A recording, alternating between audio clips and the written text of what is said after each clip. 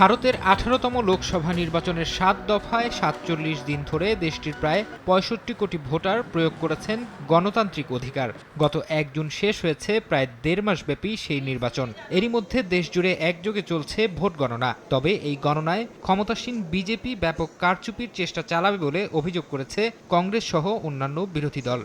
ভারতীয় গণমাধ্যমগুলো জানিয়েছে, ভোট গণনার প্রক্রিয়ার উপর এবার বিশেষ মনোযোগ দিয়েছে বিরোধী দলগুলো। গণনায় যেন কারচুপি না হয় তা নিশ্চিতে ভোট গণনা শেষ হওয়ার আগ পর্যন্ত নেতাকর্মীদের মাটি কামড়ে পড়ে থাকার নির্দেশ দিয়েছে অল ইন্ডিয়া কংগ্রেস কমিটি।